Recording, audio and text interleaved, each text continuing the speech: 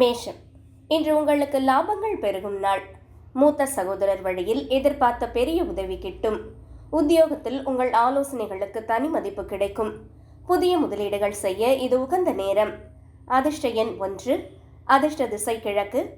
வழிபாடு சூரிய பகவானுக்கு செம்பருத்தி பூ சார்த்தி வழிபட ஆற்றல் பெருகும். ரிஷபம், தொழில் மற்றும் பணியிடத்தில் உங்கள் செல்வாக்கு உயரும்.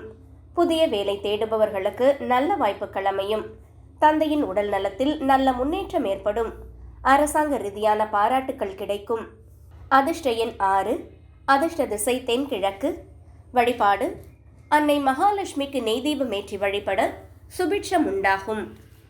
மிதுனம், மனதில் இருந்த குழப்பங்கள் நீங்கி ஆன்மீகத்தில் நாட்டம் அதிகரிக்கும்.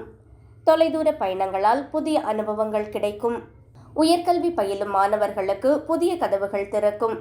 அதிர்ஷ்டம் உங்கள் பக்கம் இருக்கும். அதிர்ஷ்ட எண் 5. அதிர்ஷ்ட திசை மேற்கு. வழிபாடு மகாவிஷ்ணுவை தியானித்து விஷ்ணு சகஸ்ரநாமம் வாசிக்கவும். கடகம், இன்று உங்களுக்கு சந்திராஷ்டமம் தொடங்குவதால் இதிலும் அதிக நிதானம் தேவை. தேவையற்ற விவாதங்களை தவிர்ப்பது நல்லது. புதிய ஒப்பந்தங்கள் மற்றும் பயணங்களை தள்ளி போடுவது சிறப்பு. நிதானமே இன்று உங்கள் பலம். அதிர்ஷ்ட எண் 2. அதிர்ஷ்ட திசை வடக்கு. வழிபாடு விநாயக பெருமானுக்கு அருகம்புல் சார்த்தி வழிபட இன்னல்கள் குறையும். சிம்மம், வாழ்க்கை துணையுடன் இருந்த கருத்து வேறுபாடுகள் நீங்கி மகிழ்ச்சி பொங்கும்.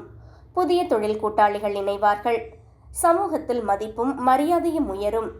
திருமண பேச்சுவார்த்தைகள் சுமூகமாக முடியும். அதிர்ஷ்ட எண் 1. அதிர்ஷ்ட திசை கிழக்கு. வழிபாடு சூரிய பகவானுக்கு நீர் அர்க்கியம் சமர்ப்பித்து வணங்கவும். கன்னி, எதிர்ப்புகள் நீங்கி உங்கள் கை ஓங்கும் நாள். பழைய கடன் சிக்கல்கள் தீர வழி பிறக்கும். ஆரோக்கியத்திலிருந்து மந்தநிலை மறைந்து சுறுசுறுப்பு கூடும்.